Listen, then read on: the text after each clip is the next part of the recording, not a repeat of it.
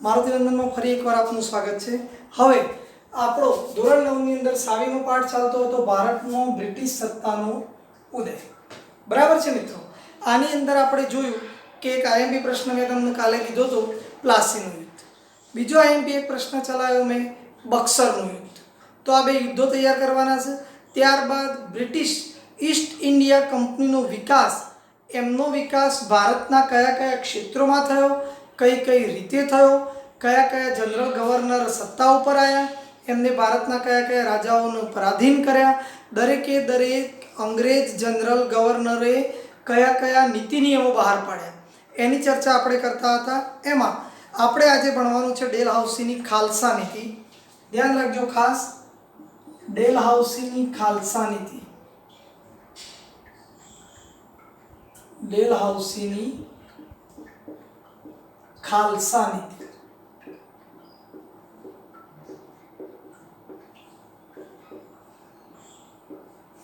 આ નીતિની અંદર એને એક ટેબલ બનાવેલો છે।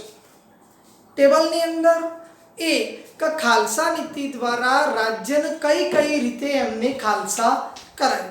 ખાલસા કરવું એટલે જે રાજા રાજ્ય કરતો હોય એ રાજાને એની સત્તા ઉપરથી બહાર ફેંકી દેવું અથવા એ રાજાનું રાજ્ય પડાવી દેવું। એના કેટલાક નિયમો હતા, કેટલાક બહાના હતા જે પહેલી હરોળમાં આપેલા છે। જો મિત્રો આપણે પહેલા એ જોઈએ તો પહેલું આપેલું છે યુદ્ધ દ્વારા ખાલસા કરાયા। ડેલહાઉસી આપણે અગાઉ ભણી ગયા કે સામ્રાજ્યવાદી નેતા હતો, એને ઈસ્ટ ઇન્ડિયા કંપનીનો વિસ્તાર વધારવો હતો, એટલે જે નબળા રાજાઓ હતા આ નબળા રાજાઓને એને શું કર્યું તો એને યુદ્ધ દ્વારા ખાલસા કરાવી દીધા। બીજો ટોપિક હતો રાજા અપુત્ર અવસાન પામતા રાજ્ય ખાલસા કરી દેવું। એ રાજાનો કોઈ પુત્ર ના હોય અને રાજા અવસાન પામે તો આવા રાજાઓ હતા જે એમના જે રજવાડા હતા એ આ ડેલહાઉસી એમની સત્તા દ્વારા પડાવી લેતો હતો। ત્રીજો ટોપિક છે એની અંદર ગેરવહીવટના બહાના નીચે ખાલસા કરાવવા। કોઈ રાજાના રાજ્યની અંદર જે પ્રધાનો હોય એ પ્રધાનોમાંથી અમુક પ્રધાનોનું લાલચ આપી ફોસલાવી અને એવું કહેવામાં આવે કે ભાઈ આ રાજ્યની અંદર વધુ પડતી ગેરરીતિ ચાલે છે, લોકોનો અન્યાય થાય છે, લોકોનો ન્યાય મળતો નથી, એવા બહાના હેઠળ આ ડેલહાઉસી એ ખાલસા કરાવી દેતો હતો રાજ્યને। ત્યાર પછી કરજની ઉઘરાણી તળે ખાલસા કરાવતો। કરજ ઈસ્ટ ઇન્ડિયા કંપનીએ તમને ખબર ના હોય તો કહી દઉં કે લોકો જોડે કર નાખ્યો હતો। જો રાજા મતલબ દાખલા તરીકે એ રાજ્યની અંદર દુષ્કાળની પરિસ્થિતિ ઊભી થઈ તો દુષ્કાળની પરિસ્થિતિની અંદર રાજ્યને અંગ્રેજોને જે આપવાનું હોય એમનું લેણું પૈસા અથવા અનાજ, મતલબ જે રકમ આપવાની હોય એ રકમ પૂરતી ના આપી શકે તો એ રાજાનું એ રાજ્ય આ અંગ્રેજો ખાલસા કરાવી દેતા હતા। ત્યારબાદ એની અંદર છેલ્લો ટોપિક છે નામ માત્રની સત્તાનો અંત લાવી ખાલસા કરી દેવા। નામ માત્રની સત્તા કે કઈ રીતે કોઈ એક રાજા છે તો નામ એનું રાખવાનું પણ એના રાજ્યનો સંપૂર્ણ વહીવટ અંગ્રેજો કરતા હોય, બરાબર। એટલે કે નામ માત્ર રાખવાનું અને બાકીની બધી સત્તાઓ અંગ્રેજો પડાવી લેતા હતા। આ રીતે 1 2 3 4 5 આ 5 મુદ્દાઓ તમારા ડેલહાઉસીની ખાલસા નીતિમાં લખવા પડશે। ટીક કરી લેજો। અગત્યના છે યુદ્ધ દ્વારા, રાજા અપુત્ર હોય તો, ગેરવહીવટના બહાના હેઠળ, કરજની ઉઘરાણી તળે અને છેલ્લું છે નામ માત્રની સત્તાનો અંત લાવીને। હવે આ જે 5 મુદ્દાઓ હતા આ 5 મુદ્દાઓ ભારતના કયા કયા રાજ્યો આ 5 મુદ્દાઓના ભોગ બન્યા એ જોઈએ મિત્રો આપણે। તો યુદ્ધ દ્વારા જે ખાલસા કરાવવાનું હતું એમાં ભોગ બનેલા રાજ્યો છે પંજાબ અને પેગુ। પેગુ એટલે આપેલું છે ભારતના નકશામાં નીચે દર્શાવેલું બર્મા, એનું નામ હતું પેગુ। આ યાદ રાખજો, બર્માનું નામ હતું પેગુ। ત્યારબાદ જો રાજા અપુત્ર હોય મતલબ એને પુત્ર ના હોય એવા રાજ્યો કેટલા હતા? સતારા, જયપુર, સંબલપુર, ઉદયપુર, ઝાંસી, બગાદ અને નાગપુર। આ આપણને ખબર છે કે આ રાજ્યો એ અપુત્ર મતલબ જે રાજાનો પુત્ર ના હોય એવા રાજ્યો અંગ્રેજોએ ઈસ્ટ ઇન્ડિયા કંપનીનો વિસ્તાર વધારવા માટે પડાવી લીધા હતા। ત્યારબાદ ગેરવહીવટના બહાના હેઠળ સૌથી મોટામાં મોટું રાજ્ય ભારતનું અવધ પડાવી લીધું હતું એમને મિત્રો। ઉઘરાણી કરજ માટે નિજામનો વરાળ પ્રાંત પડાવી લીધો તો એમને. છેલ્લું, નામ માત્રની સત્તાનો અંત લાવી ખાલસા કરાવેલા બે રાજ્યો હતા કર્ણાટક અને તાંજોર. મિત્રો આ જે કોઠો છે એ ખૂબ જ આઈએમપી છે. આની અંદર આપણે એક તો ખાલસા નીતિ, તો 5 પ્રકારે રાજ્યો ખાલસા કરાવતા હતા એ પૂછાઈ શકે. વિકલ્પની અંદર એ પૂછાઈ શકે કે તાજોર રાજ્ય કઈ ખાલસા નીતિ અન્વયે ખાલે કરવામાં આવ્યું હતું અથવા કઈ નીતિ દ્વારા અંગ્રેજોએ એ રાજ્ય પડાવી લીધું હતું. તો તમારે એની અંદર લખવું પડશે કે નામ માત્રની સત્તાનો અંત લાવી આ રાજ્ય ખાલસા કરાવ્યું હતું. ત્યારબાદ જુઓ મિત્રો, ડેલહાઉસી સામ્રાજ્યવાદીની સાથે સુધારા મતવાદી પણ હતો. મેં કાલે ટોપિકમાં કહી દીધું તમને કે બીજા બધા જ ગવર્નર જનરલ કરતાં ડેલહાઉસીએ ભારતને કશુંક આપ્યું હતું. બરાબર, એ સુધારાવાદી રાજા હતો. તેના સમયની અંદર ભારતમાં પ્રથમ રેલવે શરૂ થઈ. મોસ્ટ આઈએમપી વિકલ્પ જે વારંવાર પ્રથમ પરીક્ષામાં તો આ વિકલ્પ હશે જ, પણ એન્યુઅલમાં પણ હશે. ભારતમાં પ્રથમ રેલવેની શરૂઆત, ધ્યાન રાખજો મિત્રો, ભારતમાં પ્રથમ રેલવેની શરૂઆત બંને બાબતો લખવાની છે. ઈસવીસન 1853 ક્યાં આગળ થઈ હતી? મુંબઈ અને થાણા વચ્ચે થઈ હતી. તો આ એક ટોપિક અગત્યનો છે જે ડેલહાઉસીએ આપણને આપ્યો હતો. અને મિત્રો એના પછી જુઓ, ભારત અને ઇંગ્લેન્ડ વચ્ચે તાર ટપાલ વ્યવહાર, જાહેર બાંધકામ ખાતાની સ્થાપના, અંગ્રેજી કેળવણીની વ્યવસ્થા. અંગ્રેજી કેળવણી એટલે કે શિક્ષણ, અંગ્રેજીનું શિક્ષણ ભારતીયોને આપવામાં જો કોઈ અગત્યનો ફાળો ભજવ્યો હોય તો એ ડેલહાઉસીએ ભજવ્યો હતો. ત્યારબાદ અંગ્રેજી કેળવણીની વ્યવસ્થા વગેરેની શરૂઆત ડેલહાઉસીએ કરાવી હતી. વિધવા પુનર્વિવાહ અને બાળ લગ્ન પ્રતિરોધક ધારા તેના સમયમાં પસાર થયા હતા. વિધવા બાળ લગ્ન કરી શકે, આપણા ભારતના જે કુરિવાજો હતા એ કુરિવાજો એને દૂર કર્યા હતા. ભારતના કુરિવાજો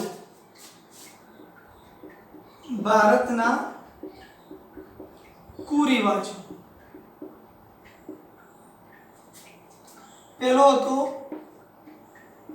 વિધવા પુનર્વિવાહ નિષેધ. નિષેધ એટલે ન કરી શકે. અને બીજો હતો એની અંદર બાળ લગ્ન. આ બે કુરિવાજો મિત્ર કોણે બંધ કરાયા હતા? ડેલહાઉસીએ બંધ કરાવેલા હતા. ત્યારબાદ જુઓ ખાસ, પરંતુ 1757ના પ્લાસીના યુદ્ધથી શરૂ કરી 100 વર્ષના સમયમાં કંપનીની સત્તા અને સામ્રાજ્ય બંને વધી ગયા. મતલબ આ 100 વર્ષની અંદર ભારતના ઘણા બધા રાજ્યો એ અંગ્રેજોએ પડાવી લીધા હતા. પરંતુ તેમ કરતાં ભારતના રાજ્યોના અસંતોષનો સામનો તેને કરવો પડ્યો. મતલબ કાલે પણ આપણે વાત કરી હતી, ઘણા બધા અસંતોષીઓ ભેગા થાય એટલે મિત્રો એ જગ્યાએ ક્રાંતિ થાય. ક્રાંતિ થાય એટલે એની અંદર એ જે વહીવટ ચાલતો હોય એની અંદર પરિવર્તન આવે. આ અસંતોષ અંતે 1857ના ભારતના પ્રથમ સ્વાતંત્ર્ય સંગ્રામ સ્વરૂપે બહાર આવ્યો. ભારતનો પ્રથમ સ્વતંત્ર સંગ્રામ ક્યારે થયો? 1857માં. 1857 ભારતનો પ્રથમ સ્વાતંત્ર્ય સંગ્રામ. બરાબર મિત્રો. ત્યાર પછી આપણા મોસ્ટ ટાઈમની પ્રશ્નો મેં ગઈકાલે કીધા હતા તમને, ખાસ કે ભારત એટલે કે કંપની શાસનની આર્થિક અસરો અને એની સામાજિક અસરો. એટલે કે ઈસ્ટ ઇન્ડિયા કંપની જ્યારે ભારતની અંદર શાસન કરવા આવી ત્યારે ભારતમાં કઈ કઈ મુશ્કેલીઓ પડી અને એની અસર, આર્થિક અસરો કઈ થઈ અને સામાજિક અસરો કઈ થઈ. આ બે પ્રશ્નો મોસ્ટ ટાઈમ છે મિત્રો. એના પહેલા ડેલહાઉસીની ખાલસા નીતિના 3 પોઈન્ટ લખી દેજો ખાસ. જો મિત્રો આપણા બે આઈએમપી પ્રશ્નોમાં પહેલો પ્રશ્ન છે કંપની શાસનની આર્થિક અસરો. કંપની શાસનની આર્થિક અસરો.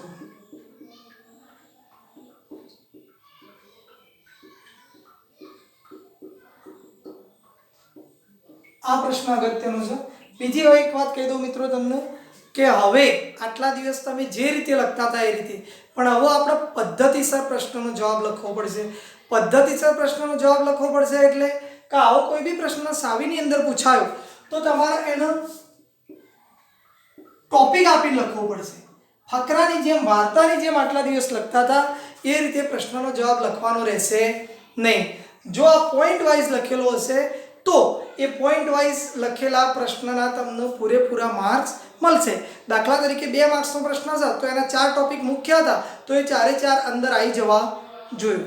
બરાબર, આ બાબતનું ખાસ ધ્યાન રાખજો કેમ કે સાવીની અંદર મોટાભાગના બાળકો ફકરાની રીતે પ્રશ્નના જવાબ લખતા હોય છે, એ રીતે પરીક્ષાની અંદર માર્ક મળતા નથી. બીજી એક વસ્તુ, જે કીવર્ડ હોય છે, 10માની બોર્ડની પરીક્ષામાં તમે જશો તો જે શિક્ષકો જતા હશે તો એમને એક કીવર્ડનું એક પેમ્ફલેટ આપવામાં આવેલું હશે કે આ પ્રશ્નની અંદર આટલી 5 બાબતોનો સમાવેશ થયેલો હોવો જોઈએ. બરાબર, જો તમે ફકરાની રીતે મિત્રો પ્રશ્નનો જવાબ લખ્યો હશે તો એ એક્ઝેક્ટલી ચેક નહીં કરી શકે કે આપણે જે દર્શાવેલા કીવર્ડની અંદર આપેલા જે 5 બાબતો છે એ 5 બાબતો પ્રશ્નના જવાબમાં આવી છે કે આવી નથી.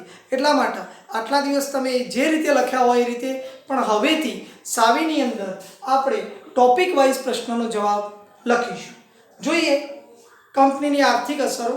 તો મેં ટોપિકની આપણે વાત કરતા એટલે મેં તમને કીધું કે ઈસ્ટ ઇન્ડિયા કંપની જ્યારે ભારતમાં સત્તા ઉપર આવી ત્યારે આર્થિક અસરો કઈ કઈ થઈ, મતલબ કે ભારતના વેપારીઓનો, લોકોનો ફાયદો થયો કે નુકસાન થયું એ જોવાનું છે.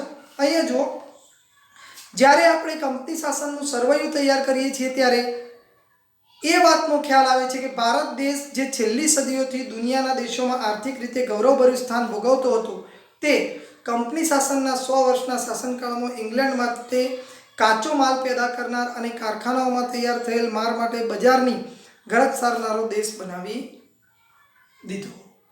ટૂંકમાં શું બાબત દર્શાવે છે કે ભારત જે પોતે પ્રબળ દેશ હતો, ભારતની અંદર ઘણા બધા એવા કાર્યો અને એવી વસ્તુઓ તૈયાર થતી હતી જેની વિદેશોમાં માંગ હતી, એ વસ્તુ અંગ્રેજોએ બંધ કરાવી દેવડાવી.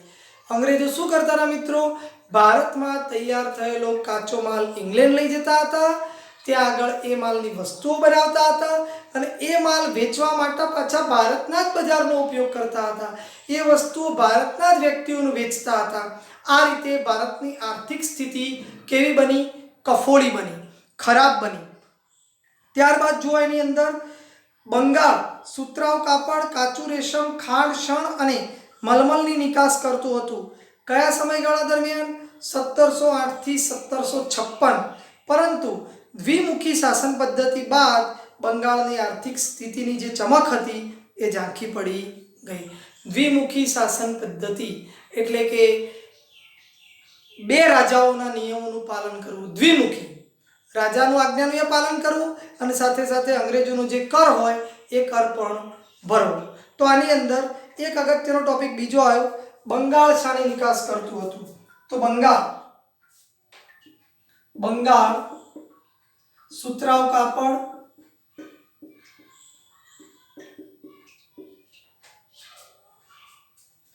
કાચું રેશમ,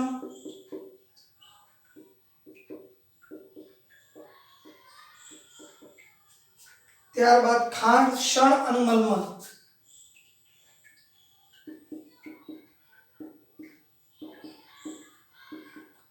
મલમલની નિકાસ કરતું હતું.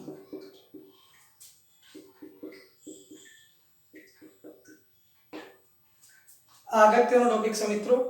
ત્યારબાદ જો કંપનીની અન્યાયી મહેસૂલી નીતિથી ભારતનો ખેડૂત પાયમાલ અને દેવાદાર બની ગયો. અન્યાયી નીતિ હતી, ખેડૂત પોતે કાચો માલ એ અંગ્રેજોને જ આપવો પડતો હતો, બીજા કોઈ ભારતીયો એ વસ્તુ લેવા માટે તૈયાર નહોતા અને અંગ્રેજો જેટલો આપણો જેવી ક્વોલિટીનો માલ હતો એટલા નાણાં ખેડૂતને આપતા નહીં. એટલે દિવસે ને દિવસે ખેડૂત શું થતો ગયો? પાયમાલ બનતો ગયો. અંગ્રેજ સરકારે ઇંગ્લેન્ડના ઉદ્યોગોને વિકસાવવા ભારતના કાપડ ઉદ્યોગ પર અન્યાયી જકાત નાખી દીધી કે ભારતની અંદર કોઈ પણ વ્યક્તિ કાપડ બનાવી શકશે નહીં. અને આપણને ખબર છે કે પ્રાચીન સમયથી ભારત એ કાપડ ઉદ્યોગની અંદર અગ્રિમતા ધરાવતો હતો. બરાબર.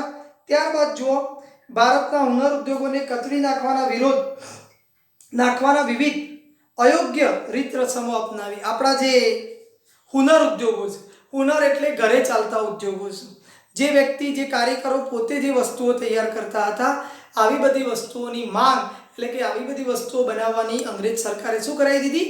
બંધ કરાવી દીધી. નાના નાના જે કારીગરો હતા એ બેકાર બનવા લાગ્યા, જેથી ભારતના ઉદ્યોગ ધંધા ભાંગી પડ્યા. ભારતનો કારીગર ગરીબ અને બેરોજગાર બની ગયો. એ રોજગારીમાંથી 5 પૈસા કમાતો હતો, એ કમાતો બંધ થઈ ગયો. કંપનીના વેપારીઓ ખાનગી વ્યાપાર કરી બંગાળના કારીગરો પાસે ટૂંકી મુદતમાં ચોક્કસ જથ્થામાં કાપડ વણી પૂરું પાડવાનો કોન્ટ્રાક્ટ લખી લેતા હતા. વિચાર કરો, ભારતના કારીગરો દ્વારા જ કામ કરાવતા હતા અને આવા કારીગરો દ્વારા થોડા નાણાં આપી અથવા ધમકાવી અને એમની પાસેથી કોન્ટ્રાક્ટ લખાવી લેતા હતા કે 5 દિવસના સમયગાળામાં તમારા આટલા 25% કાપડના વણી અને તૈયાર કરી આપવા પડશે. અને કારીગર જો ઇનકાર કરે તો તેને ફટકા મારવાની અને જેલની સજા પણ થતી હતી. આટલો ક્રૂર કાયદો અંગ્રેજોએ ભારતીયો પર વરસાવ્યો હતો, જેના કારણે આપણો કારીગર વર્ગ એ બેબાકડો બની ગયો હતો. કંપનીના આગમન પહેલાં ભારતના ગામડાઓ સ્વાવલંબી અને સમૃદ્ધ હતા. સ્વાવલંબી એટલે ઈચ એન્ડ એવરીથિંગ ગામડાની અંદર ઉપલબ્ધ હોય. મતલબ એક રાજ્યના વ્યક્તિએ કોઈ પણ વસ્તુ લેવા માટે બહાર જવું પડે નહીં. આપણે અત્યારે આ લોકડાઉન ચાલતું હતું તો ખબર છે કે ભાઈ બહારથી વસ્તુઓ ટ્રાન્સપોર્ટેશન બંધ થવાથી ખેરાલુની અંદર આવી નહીં તો આપણને કેટલી બધી અગવડ ઊભી કરી. તો પહેલાંના જમાનામાં ગામડા જેવા હતા કે બધું જ ત્યાં આગળ મળે, ચપ્પલે ત્યાં આગળ મળે, સોનું એ ત્યાં આગળ મળે. ટૂંકમાં ઈચ એન્ડ એવરીથિંગ એ ગામડાની અંદર જ મળે. એવા ગામડાઓને સ્વાવલંબી કહેવાતા. અને બીજા ઉપર આધાર રાખે એને આપણે શું કહીએ? પરાવલંબી કહીએ. જુઓ, જે અંગ્રેજોના શાસનની અસરથી ગરીબ અને પરાધીન બની ગયા. ઈસ્ટ ઇન્ડિયા કંપનીના શાસનકાળમાં ભારતમાં મુંબઈ અને થાણા વચ્ચે પ્રથમ રેલવે શરૂ થઈ. આપણે આગળ લખાઈ દીધું છે, બરાબર. આઈએમપી ટોપિક જે આની અંદર લખવાનો છે. આ નેગેટિવ પોઈન્ટ હતા, હવે પોઝિટિવ પોઈન્ટ શરૂ થયા. આર્થિક અસરોની અંદર બંને બાબતો હોય, નેગેટિવ અને પોઝિટિવ. તો આપણે આગળ જોઈ ભારત પાયમાલ બન્યો, કઈ અસરો હતી? નકારાત્મક અસરો હતી. હવે હકારાત્મક અસરોની અંદર પહેલો રેલવે શરૂ થઈ. ભારત અને ઇંગ્લેન્ડ વચ્ચે આગબોટની સેવા શરૂ થઈ. મુંબઈ, મદ્રાસ અને કોલકાતા જેવા મહાબંદરોનો વિકાસ થયો કે જ્યાં આગળ મિત્રો દરિયા કિનારો છે. આ દરિયા કિનારે પોર્ટ જેને આપણે કહીએ છીએ, બંદર આપણે જેને કહીએ છીએ, એટલે બંદર જે શહેરની નજીક આવેલું હતું એ શહેરોનો સારો એવો વિકાસ થયો. આ એનો એક ટોપિક અગત્યનો હતો, એ આપણે લખી દીધો છે. હવે કંપનીની અસરો જોઈશું. સામાજિક અસરો, કંપની શાસનની સામાજિક અસરો.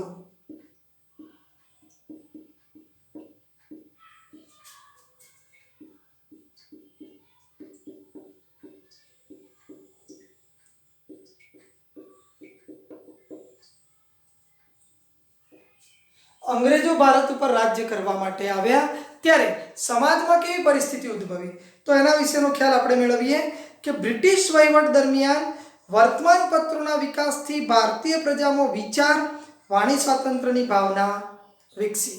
ભારતીય મિત્રો મોટે ભાગે અભણ હતા. આપણા ગામડાઓની અંદર કોઈ પણ વ્યક્તિ ભણેલો હતો નહીં. અંગ્રેજોના આવવાથી વર્તમાનપત્રો એટલે કે ન્યૂઝપેપરની શરૂઆત થઈ. ન્યૂઝપેપરનો એક નવો યુગ શરૂ થયો, જેના કારણે પ્રજામાં જે વિચાર રહેલો છે એ વિચાર બહાર લાવવા લાગ્યા.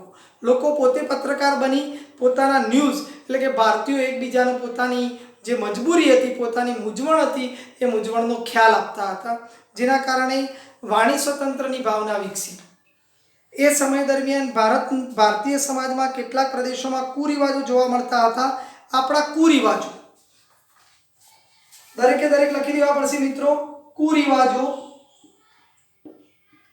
1 માર્ક્સમાં પરીક્ષાની અંદર પૂછાઈ શકે. સતી પ્રથા,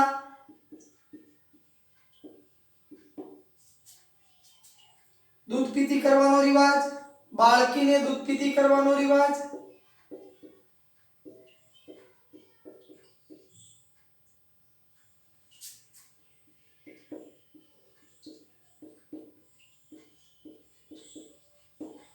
બાળ લગ્ન આપણે આગળ લખ્યું હતું. બાળ લગ્ન, આ બધા શું હતા? આપણા કુરિવાજો હતા. તો આ કુરિવાજો જોવા મળતા હતા અંગ્રેજોના સંપર્કથી રાજારામ મોહન રાય, દુર્ગારામ મહેતા, મહેરામજી મલબારી વગેરેઓએ આ કુરિવાજોના કાયદા કરાવ્યા, એટલે કે આ દૂર કરવા માટેના કાયદા ઘડી દીધા. બરાબર. તો આ સામાજિક પરિસ્થિતિ સુધારવામાં આ જે કુરિવાજો ભારતમાંથી દૂર થયા એ આપણો પોઝિટિવ પોઈન્ટ કહેવાય. ત્યારબાદ જુઓ મિત્રો એની અંદર કે ભારતમાં વહીવટી માળખાનું અંગ્રેજીકરણ થતાં અંગ્રેજી જાણનાર લોકોની જરૂરિયાત ઊભી થઈ. પરિણામે મેકોલેના પ્રયત્નોથી ભારતમાં અંગ્રેજી શિક્ષણનો પ્રારંભ થયો. મોસ્ટ આઈએમપી વિકલ્પ છે. મેકોલેના પ્રયત્નથી ભારતમાં અંગ્રેજી શિક્ષણનો પ્રારંભ થયો. અંગ્રેજી શિક્ષણનો પ્રારંભ થયો. લોકોને અંગ્રેજી જાણવાની જરૂરિયાત ઊભી થઈ એટલે ભારતીયો અંગ્રેજી જાણવા લાગ્યા અથવા અંગ્રેજી શીખવાનો પ્રયત્ન કરવા લાગ્યા. ત્યારબાદ જુઓ મિત્રો, ચાર્લ્સ વુડની ભલામણથી મુંબઈ, મદ્રાસ અને કોલકાતામાં યુનિવર્સિટીઓની સ્થાપના થઈ.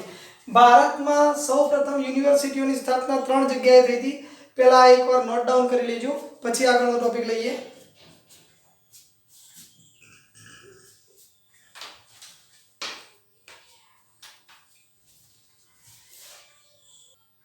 જો મિત્રો 3 યુનિવર્સિટીઓ શરૂ થઈ, મુંબઈની અંદર, મદ્રાસની અંદર અને કોલકાતાની અંદર. કોની ભલામણથી શરૂ થઈ? ચાર્લ્સ વુડની ભલામણથી શરૂ થઈ. અંગ્રેજી શિક્ષણને કારણે ભારતમાં અંગ્રેજી જાણનારો એક વર્ગ ઊભો થયો અને સમય જતાં તેને સુધારાવાદી માગણીઓ કરી સુધારાની પ્રક્રિયાને વેગ આપ્યો. મતલબ પહેલાં અંગ્રેજો જોડે કન્વર્સેશન કરવા માટે, વાતચીત કરવા માટે વધારે સ્કોપ હતા નહીં. પણ શું થયું, ભારતમાં ભારતીયો અંગ્રેજી શીખ્યા, જેના કારણે પોતાની જે મૂંઝવણો હતી, પોતે જે વસ્તુની માગણી કરવાની હતી એ માગણી એમને સરળતાથી કરવામાં ભાગ ભજવ્યો અથવા એમને અગત્યનો ફાળો આપ્યો. હવે ઉપસાર મિત્રો, આ પાઠ પૂર્ણ થાય છે. તો છેલ્લે જુઓ, આમ ઈસ્ટ ઇન્ડિયા કંપની ભારતની સમૃદ્ધિ અને વેપારથી આકર્ષાઈ ભારતમાં આવી હતી.